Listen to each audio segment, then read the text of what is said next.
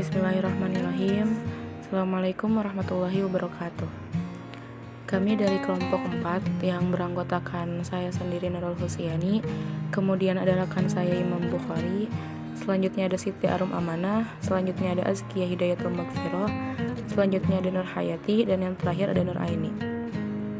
Kami akan sedikit menjelaskan tentang tema periode kedua, perkembangan mu'jam Arabi dalam sistem alfabet khusus.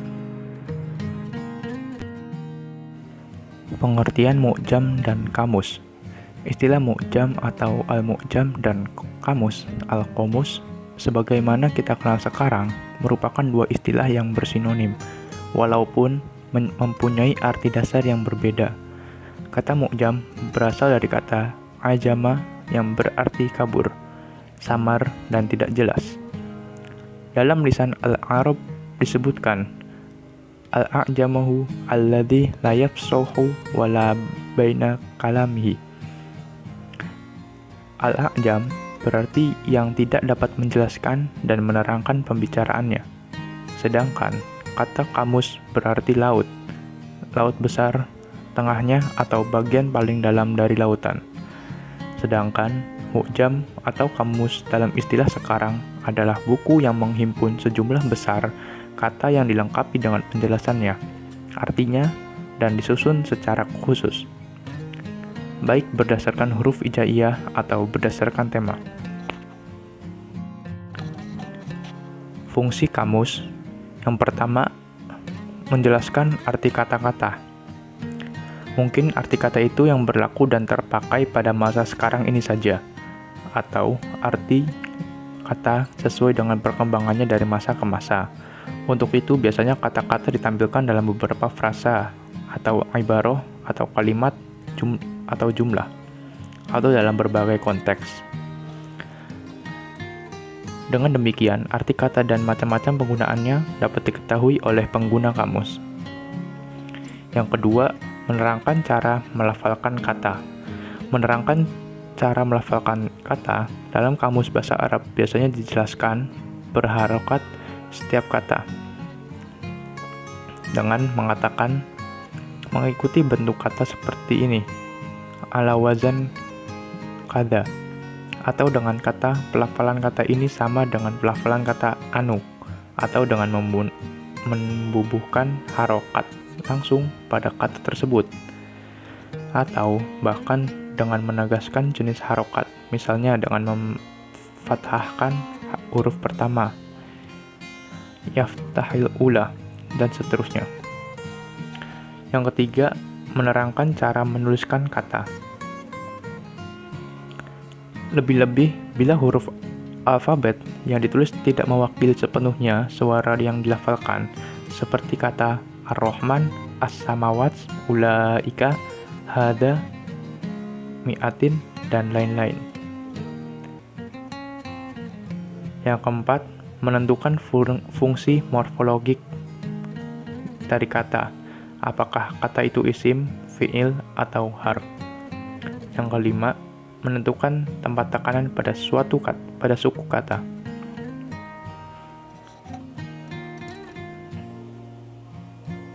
Ragam kamus. Kamus diklasifikasikan berdasarkan beberapa hal tergantung cara pandangnya.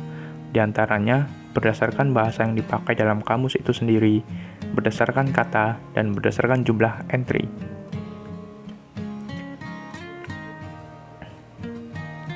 Yang pertama, ragam kamus berdasarkan bahasa yang dipakai.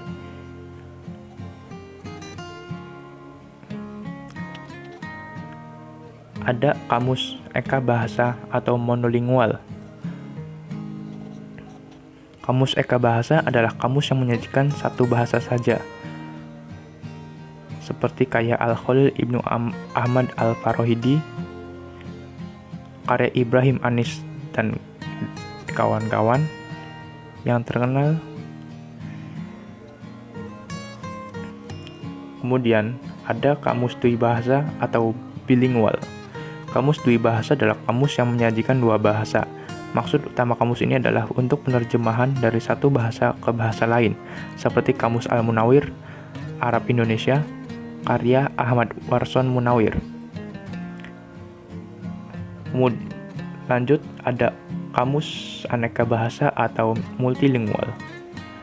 Kamus-kamus aneka bahasa merupakan kamus yang menyajikan lebih dari 2 bahasa, seperti Kamus Arab Indonesia Inggris, karya Abdullah bin Nuh dan Umar Bakri, dan lain-lain.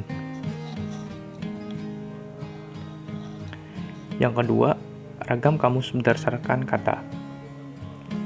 Yang pertama ada kamus kata. Kamus kata-kata adalah kamus yang menghimpun kata-kata dengan memperhatikan unsur-unsur fonologis, morfologis, sintaksis, semantis, dan konteks tertentu, seperti pada jenis-jenis kamus di atas. Kemudian yang kedua ada kamus tematik. Kamus tematik adalah kamus yang disusun berdasarkan tema-tema tertentu, seperti Khalaqul Insan, karya Amr Ibnu Karkarah.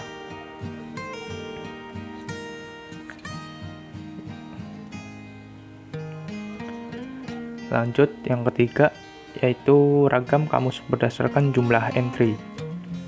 Yang pertama ada kamus besar atau thesaurus. Kamus besar adalah kamus yang memuat lebih dari 200.000 kata kepala atau entry,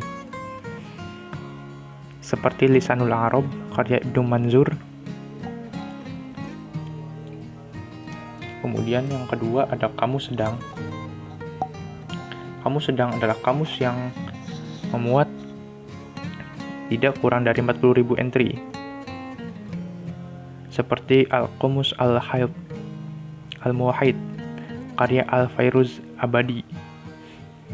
Dan yang ketiga ada kamus kecil. Kamus kecil adalah kamus yang memuat tidak kurang dari 10.000 entry, seperti Al-Mu'jam Al-Wasit karya Ibrahim Anis dan kawan-kawan.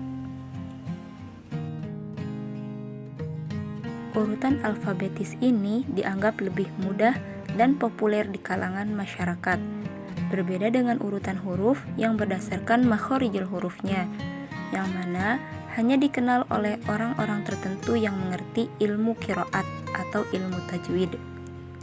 Salah satu contoh mu'jam atau kamus yang berdasarkan susunan alfabet yang khusus yaitu Al-Jamharah karya Abu Bakar Muhammad Ibnu Hasan atau yang lebih dikenal dengan Ibnu Duraid 838 sampai 933 Masehi. Adapun karakteristik kamusnya yaitu dinilai sebagai kamus pertama dengan sistem alfabetis, tetap memakai teknik taklibul kalimah ala Khalil, mulai memperkenalkan urutan aksara hijaiyah, dan dalam hal bina ikut cara Khalil. Lalu kamus yang kedua Al-Maqayis karya Ibnu Faris 941 sampai 1004 Masehi. Macam-macam kamus. Ditinjau dari segi tema, kamus itu ada 3. Pertama, kamus bahasa Al-Mu'jam Al-Lughawi. Artinya, kamus yang meliputi kata-kata atau istilah-istilah kebahasaan dengan penjelasan secara bahasa. Contohnya kamus Al-Munawwir karya Ahmad Warson Munawwir, kamus Al-Kalali karya As'ad Muhammad Al-Kalali, dan juga kamus Arab Indonesia karya Mahmud Yunus. Yang kedua ada kamus ensiklopedia atau Al-Mu'jam Al-Mausa'i, yaitu kamus yang tidak hanya menyajikan peristilahan tetapi juga dilengkapi dengan konsep dan penjelasan secara luas. Misalnya Al-Arabiyah Al-Muyassarah karya Lembaga Arab, Ensiklopedi Islam Departemen Agama Republik Indonesia karya Abdul Hafiz Ansori, dan juga kamus bahasa Indonesia lainnya. Yang ketiga ada kamus historis Al-Mu'jam At-Tarikhi, yaitu kamus yang melacak asal dan perkembangan bahasa dari masa ke masa. Contohnya kamus Maqayis Al-Lughah karya Ibnu Faris, dan juga Al-Muhit karya Al-Fairuz Abadi, dan lain sebagainya. Dilihat dari segi jumlah bahasa yang digunakan, kamus juga terbagi menjadi 3. Ada kamus Heka Bahasa atau Al-Mu'jam Al-Hudi Al-Lughah, adalah kamus yang menjelaskan makna kata atau istilah dalam suatu bahasa dengan bahasa itu. Dengan kata lain, kamus ini hanya menggunakan satu bahasa dalam penjelasan maknanya. Contohnya itu Al-Munjid fi Al-Lughah wal Alam karya Lais Ma'ruf, kemudian Lisan Al-Arab karya Ibnu Manzur. Yang kedua, kamus Dwi Bahasa atau Al-Mu'jam Al-Sumai Al-Lughah, yaitu kamus yang menjelaskan makna kata atau istilah dengan bahasa lain. Contohnya kamus Al-Munawir karya Ahmad Warson Munawir, kamus At-Tarbiyah Al-Arabiyah Injiliziyah karya Al-Khuli, dan lain-lain. Yang ketiga, kamus multibahasa atau Al-Mu'jam Al-Adid Al-Lughah, artinya kamus yang menjelaskan makna kata atau istilah dalam suatu bahasa dengan 2 bahasa atau lebih. Contohnya itu ada kamus Indonesia Arab Inggris karya Abdullah bin Nuh dan Omar Bakri. Ada kamus Al-Mu'jam Al-Falsafi atau Arab, Inggris, Prancis, Jerman, dan Latin karya Abdul Al-Mun'im Al-Hifni, dan lain-lain. Ditinjau dari segi materinya, kamus itu terbagi menjadi 2. Ada kamus umum yang artinya Al-Mu'jam Al-Am, yaitu kamus yang memuat segala macam kata dalam suatu bahasa. Misalnya Al-Munawir karya Ahmad Warson Munawir, kemudian kamus Al-Munjid fi Al-Lughah wa Alam karya Louis Ma'ruf. Kedua itu kamus khusus. Kamus khusus Al-Mu'jam Al-Khas, yaitu kamus yang hanya memuat kata-kata atau istilah-istilah dalam bidang tertentu. Misalnya kamus At-Tarbiyah Arabiyah Injiliziyah karya Khuli. Kemudian ada kamus Dictionary of Modern Linguistics karya Sami Iyad Hana dan kawan-kawan. Kemudian ada kamus Mu'jam Gharib Al-Fiqih karya Muhammad Fuad. Ditinjau dari segi susunannya, kamus juga terbagi 2. Ada kamus alfabetik yang disebut juga Al-Mu'jam Al-Fabai, yang artinya kamus yang memuat kata-kata atau istilah dengan maknanya secara alfabetik atau abjad. Pada umumnya kamus ini disusun secara alfabetik dalam menjelaskan makna dari A sampai Z atau dari alif sampai ya. Misalnya itu contohnya kamus Al-Munjid fi Al-Lughah wa A'lam karya Louis Ma'ruf, kemudian ada Al-Munawir karya Ahmad Warson Munawir. Yang kedua, kamus tematik Al-Mu'jam Al-Maudu'i, yaitu kamus yang membuat penjelasan kata-kata atau istilah-istilah secara lengkap berdasarkan tema-tema tertentu. Contohnya The Cultural Atlas of Islam karya Ismail Raji Al-Faruqi dan Lois Lamia Al-Faruqi, yang diterjemahkan ke dalam bahasa Indonesia oleh Iyas Hasan menjadi Atlas Budaya Indonesia, Atlas Budaya Islam.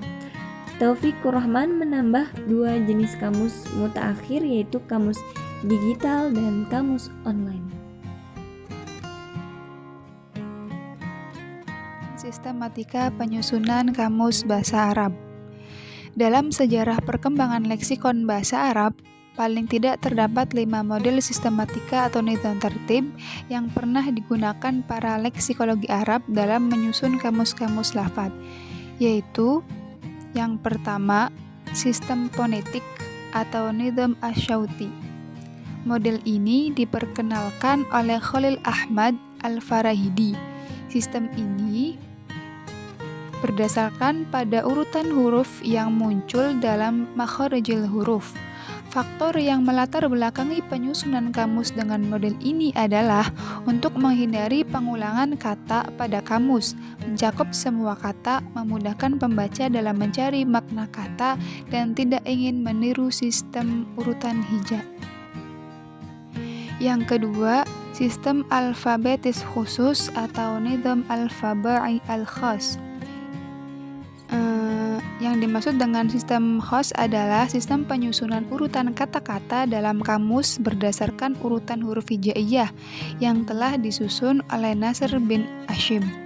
Ada dua faktor yang melatar belakangi Ibnu Duraid dalam menyusun sistem alfabai khas, yaitu yang pertama, kesulitan dalam mencari makna kata dalam kamus yang menggunakan sistem fonetik seperti kamus Alain karya Khalil dan kamus-kamus yang lain beredar saat itu. Yang kedua, susunan huruf hijaiyah atau tartib al-hijai yang berhasil disusun oleh Nasr bin Hashim telah populer di kalangan masyarakat. Asas-asas kamus alfad sistem alfabetis khusus. Yang pertama, asas taqsim al-bina, yaitu lebih mengedepankan aspek struktur kata atau bina daripada aspek urutan huruf seperti kamus al-ain.